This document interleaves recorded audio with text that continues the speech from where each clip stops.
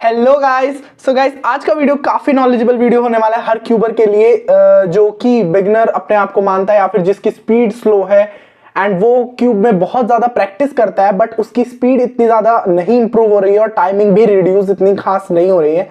क्योंकि आज के इस वीडियो में हम बात करने वाले कि आप एफिशिएंटली प्रैक्टिस कैसे करें, लाइक प्रॉपर वे क्या है क्यूब को प्रैक्टिस करने का, what is the best way to practice cubing. So आज इस सब पे हम बात करेंगे कि एक्चुअल में आप क्यूबिंग की प्रैक्टिस कैसे करें जिससे आपकी ना ही सिर्फ क्यूबिंग में आपको मजा आए बल्कि आपकी क्यूबिंग भी इंप्रूव हो और आपको क्यूबिंग में इंटरेस्ट भी आपका डेवलप हो। ओके, सो आज इस सब टॉपिक पे बात करेंगे। उससे पहले यार, आजकल एक्चुअली चैनल पे बहुत ही ज्यादा मैं बोल सकता हूँ, आई डोंट नो कि रीजन क्या है कि रीच कम हो रही है, व्यूज काफी लो हो रहे हैं और एवरेज जो व्यूज होते हैं मेरे वीडियोस पे वो अराउंड 15 के 10 के होते हैं, बट वो अब बहुत ही कम हो चुके हैं। I don't know the reason. Please comment करके बताओ कि कंटेंट में कुछ प्रॉब्लम हो रही है या फिर नोटिफिकेशन प्रॉब्लम हो रही है, ताकि मेरे को पता चल सके कि क्या है, ताकि मैं उस हिसाब से इंप्रूव कर सकूं। ओके, और अगर ये प्रॉब्लम रीच की हो रही है तो उसके लिए तो आपको कुछ नहीं करना है यार, वीडियोस को लाइक करना है, जो कि आप करते ही हो, बट अगर नहीं करते हो तो जरूर लाइक करके जाओ और अपना एक प्यारा सा कमेंट मेरे वीडियोस पर करना है जिससे शायद इसकी रीच इंक्रीज हो सके वीडियोस की। ओके, एंड चैनल पे नहीं हो तो चैनल को सब्सक्राइब जरूर कर लो क्योंकि we are very very very close to 600 के सब्सक्राइबर्स और 600 के सब्सक्राइबर्स पे स्पेशल वीडियो भी जरूर आएगा। ओके, तो चलिए फिर स्टार्ट करते हैं आज का वीडियो एंड देखते हैं कि कैसे क्यूब को एफिशिएंटली प्रैक्टिस किया जाता है और वो बेस्ट वेज क्या है प्रैक्टिस करने। तो देखो यार, जब मैंने स्टार्टिंग में क्यूबिंग करता था मैं, तो सबसे पहले तो क्यूब सीखना तो ऑब्वियसली आपने सीख लिया होगा तभी आप ये वीडियो देख रहे हैं। तो क्यूब सीखने के बाद हम जनरली क्या करते हैं, हम नॉर्मली क्या करते हैं, क्यूब को प्रैक्टिस करने लग जाते हैं। जब और प्रैक्टिस करने का हमारे हिसाब से मतलब क्या होता है, हम डायरेक्टली सॉल्व करने लग जाते हैं बिना किसी टाइमर के या फिर बिना किसी लगाकर हम टाइमर को कि हम कितने टाइम में सॉल्व कर रहे हैं उसके बिना ही हम क्यूब को प्रैक्टिस करते हैं। बट वो सही वे नहीं होता है क्योंकि उससे हमें ये नहीं पता चलता है कि हमें क्या करना चाहिए क्यूबिंग में। क्योंकि अब देखो, जैसे अगर मैं क्यूब को प्रैक्टिस कर रहा हूं और मेरे को ये नहीं पता है कि मैं कितने टाइम में इसको सॉल्व कर रहा हूं, तो मैं उस हिसाब से इंप्रूव भी नहीं कर पाऊंगा ना।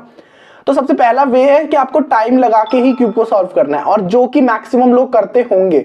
जो नहीं करते हैं वो आज से स्टार्ट कर दो कि हमेशा आपको टाइमर लगा के ही क्यूब को सॉल्व करना है। जैसे हम CS टाइमर या बहुत सारे फ्री में टाइमर्स, तो यार स्टॉप वॉच भी मोबाइल में होती है, आप वहां से जाके कर सकते हैं। अब अगर मैं बात करूं, जो सेकंड है मोस्ट इंपॉर्टेंट चीज है वो ये है कि आपको अपने वीक पॉइंट्स को नोट डाउन करना है। वीक पॉइंट्स को नोट डाउन करने का मतलब क्या है, आप देखो, जैसे अगर आप मान लो बिगिनर क्यूबर हो और आपको सीफॉप मेथड आता है एंड आपने अभी अभी, लाइक मैं एग्जांपल लेके चलता हूं कि बिगिनर सीफॉप आपने अभी अभी सीखा है और आप अपने आप को एफिशिएंट बना रहे हो और अपने टाइमिंग को नोट कर रहे हो, तो आपको सबसे पहले ये देखना है कि जैसे सीफॉप में 4 स्टेप्स होते हैं, क्रॉस, F12, OLL, PLL। तो आपको अपनी टाइमिंग को डिवाइड करना है और देखना है कि आप किस स्टेप पर सबसे ज्यादा टाइम लगा रहे हो। Most of the cubers, like अगर मैं बात करूं 95% क्यूबर्स को F12 पे टाइम लगता है, जो कि ऑब्वियसली यार F12 पे लगना भी चाहिए क्योंकि स्टेप ज्यादा है, बट F12 पे भी एक लिमिट तक टाइम लगना सुटेबल होता है। लाइक अगर मैं बात करूं बिगिनर क्यूबर्स की, तो वो क्या करते हैं, वो अराउंड 30 to 40 सेकंड जो है वो F12 पे ही बर्बाद कर देते हैं अगर उन्होंने अभी अभी सीफॉप सीखा है तो।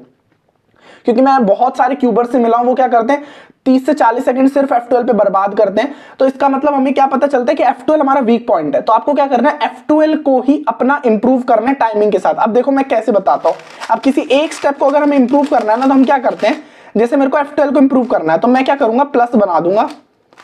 अब मैंने प्लस बना दिया, अब मैं जब भी टाइमर लगाऊंगा ना तो मैं सिर्फ क्या करूंगा, मैं सिर्फ F12 की ही प्रैक्टिस करूंगा। लाइक जैसे मैंने अब एक बार मैं इसको F12 को सॉल्व करूंगा, अब देखो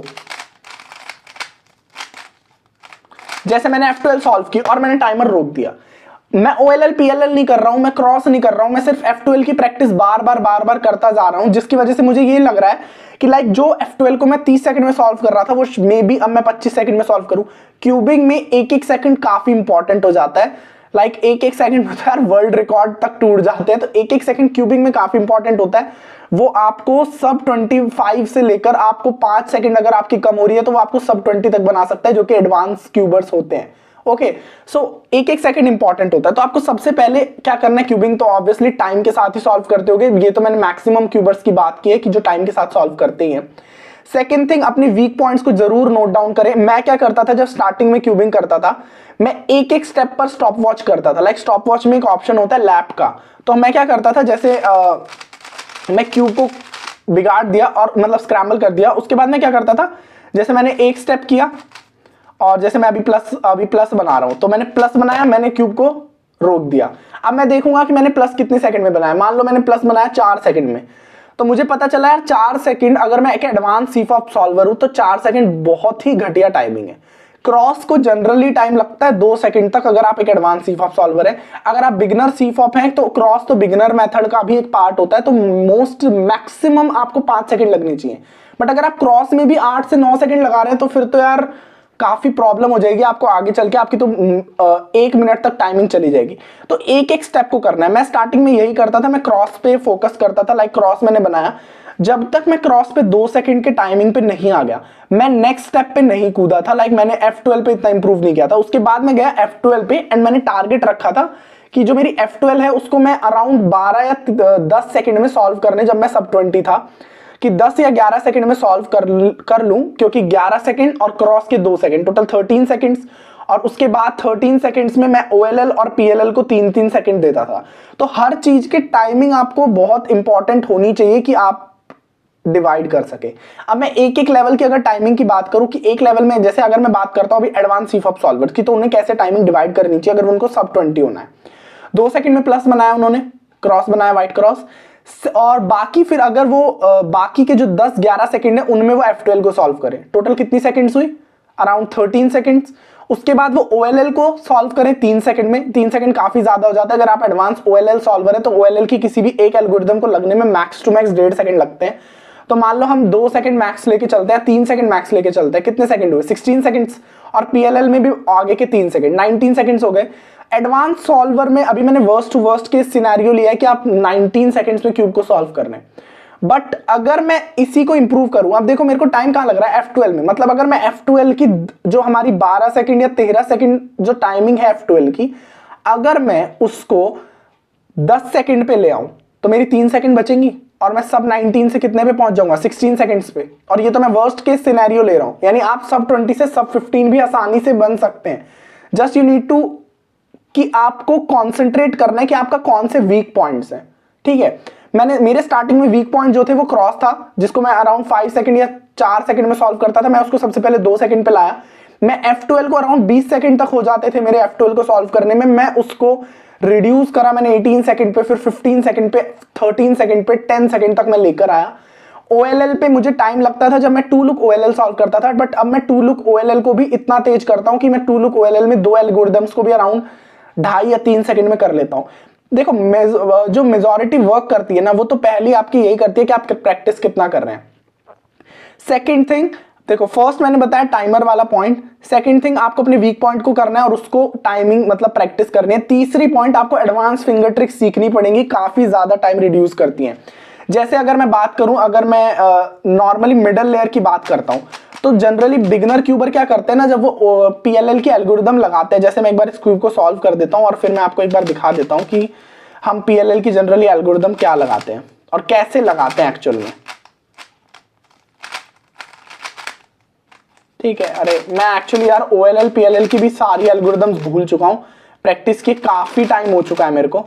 अब देखो, जैसे हमारे ये वाला केस होता है PLL का, हम इसमें क्या करते हैं, मिडल लेयर को सॉल्व करके इसको सॉल्व करते हैं।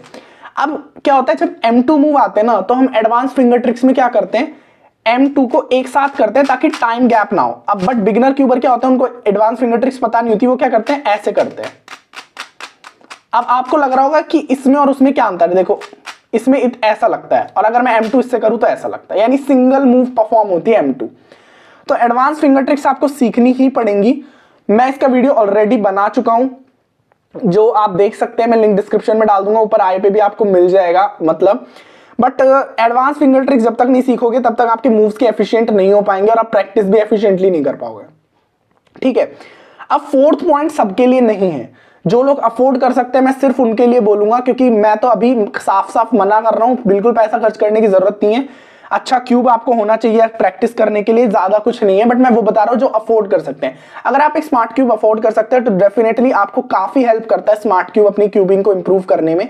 कैसे हेल्प करता है, क्योंकि उसमें आपको स्टेप बाय स्टेप का पता चलता है। जैसे मैंने अभी आपको बताया ना कि क्रॉस में आपकी कितनी टाइमिंग लग रही है, F12 में कितनी टाइमिंग लग रही है, तो स्मार्ट क्यूब्स क्या करते हैं, आपको बताते हैं कि किस स्टेप में आपको कितनी टाइमिंग लगी। F12 में तो वो ये भी बताते हैं कि फर्स्ट F12 पेयर में आपको इतनी सेकंड लगी, सेकंड में, थर्ड में, फोर्थ में, आपके F12 टोटल कितनी टाइमिंग लगी, तो स्मार्ट क्यूब्स काफी हेल्प करते हैं।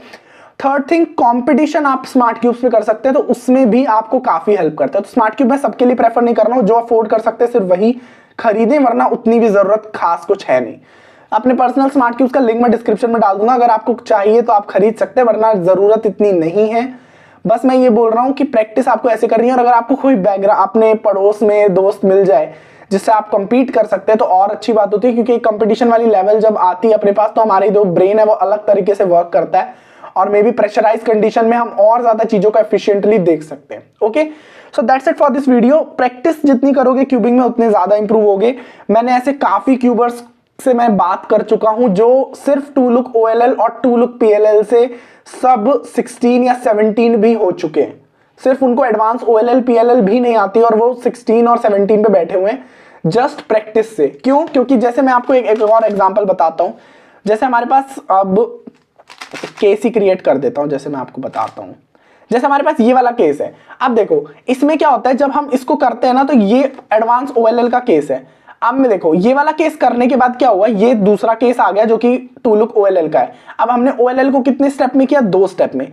इसमें क्या करते हैं, हमें ना कोई स्टेप पहले ही पता होता है, जैसे हम बिल्कुल भी अगर क्यूबिंग में पॉज ना करें तो वो जो हमारी टू लुक OLL है वो भी एक एडवांस OLL में कन्वर्ट हो जाती है। ठीक है, इसमें मैं एक्चुअली एक डिटेल्ड वीडियो बनाने वाला हूं जिसमें आपको बताऊंगा कि टू लुक OLL को हम एडवांस OLL में कैसे कन्वर्ट कर सकते हैं।